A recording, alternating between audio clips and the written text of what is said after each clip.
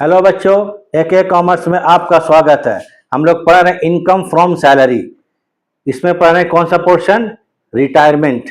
इसमें दो चीज हम लास्ट क्लास में बता चुके हैं, ग्रेच्युइटी एंड कम्यूटेशन ऑफ पेंशन। आज पढ़ाएंगे कंपनसेशन, क्षतिपूर्ति। ये कंपनसेशन क्या होता है? दो तरह का होता है।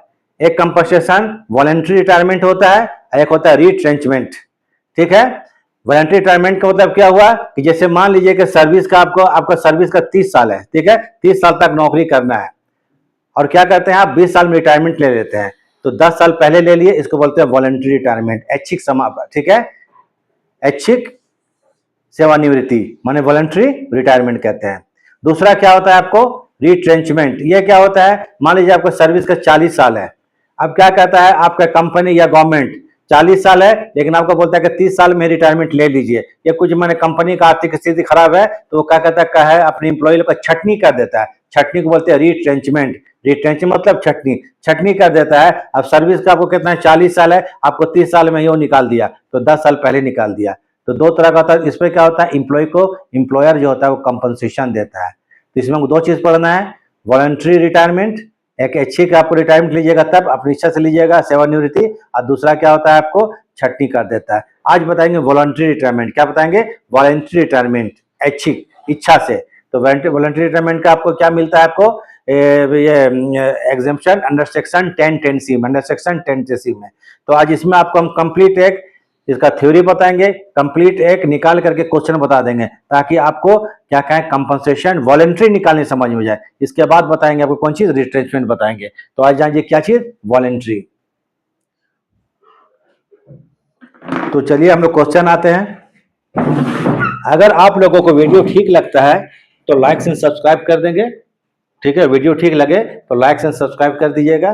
बस पहले देख लीजिए, compensation on voluntary retirement under section 1010C इसके अंतर्गत आता है। ठीक है, इसमें आपको 4 ऑप्शन आएगा, चारों में जो सबसे कम होगा वही एग्जेम्पशन होगा, माने कर मुक्त होगा। ठीक है, इसका नियम क्या है? इसमें आपको 4 ऑप्शन दिया जाएगा, 4 ऑप्शन में जो सबसे कम होगा वो एग्जेम्प्टेड क्या होगा? आपको कंपनसेशन होगा। जो कंपनसेशन में पैसा मिलेगा वो एग्जेम्प्टेड होगा, और जो टैक्सेबल होगा उसको ग्रॉस सैलरी में शामिल करेंगे। तो नंबर 1 पहला, the amount equivalent the 3 month salary for each completed year of the service. Each completed year, आप नौकरी के कितना साल पूरा किए हैं? 20 साल, 25 साल, 30 साल नौकरी करके रिटायरमेंट ले लिया। ठीक है, तो उसको बोलते हैं कंप्लीटेड ईयर। जो भी कंप्लीटेड ईयर होगा, ठीक है, तो 3 महीने का सैलरी जो होगा कंप्लीटेड ईयर उससे हम मल्टीप्लाई कर देंगे। जैसे मान लीजिए सैलरी आपको 6000 है रिटायरमेंट के समय, 20 साल टाइम बच गया था, कंप्लीट 20 साल तक सर्विस कर चुके हैं, तो इंटू 20 कर देंगे, इंटू 3 वो निकल जाएगा। अब निकाल के बताएंगे। दूसरा, salary at the time of retirement, जो भी लिख लीजिएगा, balance month of service left before the date of retirement, before the date of retirement, salary at the time of retirement इसको लिख लीजिएगा। उसको जितना साल आपका बच गया है, माने नौकरी का जितना साल बच गया है रिटायरमेंट का, उसको मल्टीप्लाई कर देंगे। तीसरा आएगा actual amount receive, actual amount receive जो भी होगा किसका? कंपनसेशन का, उसको लिख लीजिएगा। तीसरा मैक्सिमम 5 लाख रुपया। चारों में जो कम होगा वो आपको एग्जेम्प्टेड अमाउंट होगा। ठीक है, पहला क्या चीज है? The amount equivalent to the 3 month salary for each completed year. Each completed year मतलब जितना साल आप पूरा कर चुके हैं, उसका कहने का मतलब रिटायरमेंट का समय का 3 महीने का सैलरी, उसका salary at the time of retirement, eight the time of retirement जो भी सैलरी होगा, जितना साल आपका नौकरी का बच गया है, बच गया था मतलब बच गया है, उसको मल्टीप्लाई कर देंगे। Actual amount receive for compensation उसको यहां लिख देंगे। मैक्सिमम अमाउंट 5 लाख रुपया। अब यहाँ पर सैलरी के मानी जान लीजिए, सैलरी इक्वल टू क्या होगा? बेसिक सैलरी ये लिख लीजिएगा प्लस डीए। डीए होगा if paid under the term of employment, सेवा के शर्तों के अनुसार, तब ऐड करेंगे और ऐड करेंगे कमीशन, तब जाकर आएगा सैलरी। अब एक क्वेश्चन आप देख लीजिए, इसको निकालने का तरीका कैसे निकालेंगे।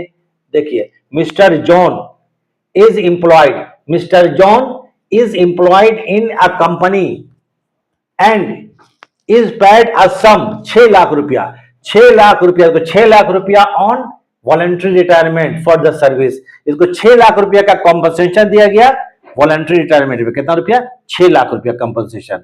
Eight the time of retirement, voluntary मतलब ऐच्छिक। Who was 45 years eight the time of retirement, वो रिटायरमेंट के समय कितना था?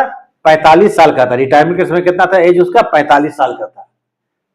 Had completed 20 years of service, और सर्विस का कितना है? 20 साल कंप्लीट कर लिया, सर्विस का 20 साल कंप्लीट कर लिया। His monthly salary at the time of retirement, basic कितना है आपको? बेसिक सैलरी कितना है? 10,000 है। डियरनेस अलाउंस कितना है? 6,000 है, जिसमें इंक्लूडिंग 50% फॉर पेंशन, पेंशन का 50% इंक्लूड है, मतलब सेवा के शर्तों के अनुसार है। ये डीए क्या मिल रहा है? सेवा के शर्तों के अनुसार, उसको सैलरी में शामिल कीजिएगा। HRA 3,000 कोई मतलब नहीं रखता है। कन्वेंस अलाउंस 800 रुपया कोई मतलब नहीं रखता है। What is the amount of, what is the amount of taxable compensation under the act, act मतलब रूल के हिसाब से क्या होगा आपको, कानून के हिसाब से। तो what is the amount of taxable compensation, taxable compensation क्या होगा? तो पहले देख लीजिए, लिख लीजिए पर computation, computation of amount of taxable compensation under section 10C। पहले देख लीजिए salary at the time of retirement 10,000 रुपया, डीए कितना है? 6,000 है, इसका 50% ऐड कीजिएगा, तो 6,000 का 50% 3,000, 10 और 3 13,000। Eight the time of retirement इसका 13,000 रुपया का सैलरी था। Retirement completed years of service, कितना दिन सर्विस किया? ये 20 साल तक किया। देखिए तो कंप्लीटेड ईयर कितना? 20 ईयर्स, इसको लिख लीजिए completed years of service 20 years. Service left in months, इसका 60 साल है, कितना? 60 साल में रिटायरमेंट लेता, लेकिन रिटायरमेंट कब लिया? उस टाइम एज कितना इसका था? 45 साल था। कितना था? 45 साल। तो service left eight the time of retirement, ठीक है, यहां पर आ जाइए। Service left eight the time of retirement 60 साल माइनस 45, तो कितना हो गया? 15 साल इंटू 12 मान 180 डेज, इसको 180 डेज का सैलरी इसको देना पड़ेगा, ठीक है। 3 मंथ सैलरी आप लिखेंगे नंबर 1, 3 मंथ सैलरी, इस ऑप्शन को आइए तो 3 मंथ्स, एमएस मतलब 3 months salary of each year of service, 3 month salary of each year of service, तो 13,000 रुपया इंटू लेफ्ट कंप्लीटेड ईयर कितना आपको? 20 साल तक कंप्लीट कर दिया, कंप्लीटेड ईयर 20 साल है, इंटू 3 मंथ्स, तो लिखा 3 month salary of each year of service completed, of service completed, पहले क्या है? सर्विस कंप्लीटेड, सर्विस कंप्लीटेड, तो 13 20 साल कंप्लीट कर चुका था नौकरी का, और 3 महीना, तो 7,80,000, एक ऑप्शन बन गया। दूसरा देखिए, salary at the time of retirement into balance months of service left before the retirement, salary of balance months of service left before retirement, 13,000 into 180 days, 13,000 into 180 मतलब 23,40,000, 23,40,000। एक्चुअल अमाउंट रिसीव्ड, ये देख लीजिए यहां पर 6 लाख रुपया, तो एक्चुअल अमाउंट कितना received है? 6 लाख रुपया। मैक्सिमम कितना है? 5 लाख। ये 4 ऑप्शन है, चारों को यहां लिख लिया गया। इसका टैक्सेबल पोर्शन निकालना है, क्या निकालना है? टैक्सेबल पोर्शन निकालना, याद रखिएगा, इसका टैक्सेबल पोर्शन निकालना है। तो now taxable compensation, now taxable compensation, compensation receive कितना है आपको? 6 लाख रुपया है। ये चारों ऑप्शन जो सबसे कम होगा, 1 2 3 4, चारों में जो सबसे कम होगा वो एग्जेम्प्टेड होगा। क्या होगा? एग्जेम्प्टेड, कर मुक्त होगा। पहला ऑप्शन कितना था? 7,80,000। एक ऑप्शन कितना था? 23,40,000। तीसरा ऑप्शन था 6 लाख रुपया। चौथा ऑप्शन था 5 लाख रुपया। तो कॉम्पनसेशन कितना रिसीव कर रहे हैं हम लोग? 6 लाख रुपया, 6 लाख लिख देंगे। तो नाउ टैक्सेबल कंपनसेशन निकाल रहे हैं, नाउ टैक्सेबल कंपनसेशन। तो टैक्सेबल कंपनसेशन के लिए देख लीजिए यहां पर कंपनसेशन रिसीव कितना? 6 लाख रुपया है। इस चारों में सबसे कम कौन है? देखिए तो 5 लाख है, सबसे कम कौन है? 5 है। लेस कर देंगे लीस्ट माने सबसे कम, ऑफ द एबव, ऊपर में जो सबसे कम है, ऊपर में सबसे कम कितना है? 5 लाख है। तो क्या करेंगे? Less least of the above कितना? 5 लाख। तो 6 लाख में अगर 5 लाख लेस करेंगे तो 1 लाख रुपया टैक्सेबल कॉम्पनसेशन हो जाएगा। 1 लाख रुपया क्या हो जाएगा? टैक्सेबल कॉम्पनसेशन हो जाएगा। इसलिए हम लोग इस तरह से लोग टैक्सेबल कॉम्पनसेशन निकालेंगे। लोगों को इसको निकालने में प्रॉब्लम आती है, तो इसलिए आप इसको थोड़ा सा ध्यान से देख लीजिए।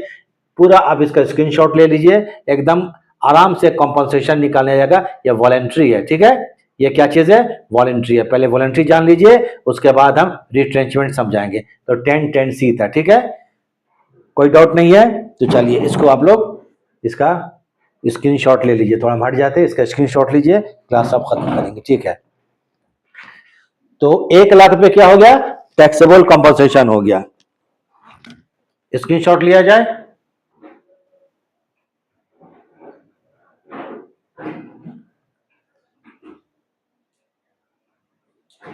अब थोड़ा सा हम ऊपर कर देते हैं आपको, ताकि आपको इजिली देखे। देखिए क्वेश्चन में क्या है, कॉम्पनसेशन रिसीव कितना, 6 लाख रुपया है, कॉम्पनसेशन रिसीव 6 लाख रुपया है। लेस कर देंगे इसमें से क्या चीज, लिस्ट ऑफ द एबव, जो सबसे कम है, सबसे कम कितना 5 लाख है, तो 1 लाख रुपया जो बच गया वो टैक्सेबल कॉम्पनसेशन हो गया। 1 लाख क्या हो गया, टैक्सेबल कॉम्पनसेशन हो गया। इसको जरा ध्यान से आप लोग इसका स्क्रीनशॉट ले लीजिए, ठीक है, ठीक है।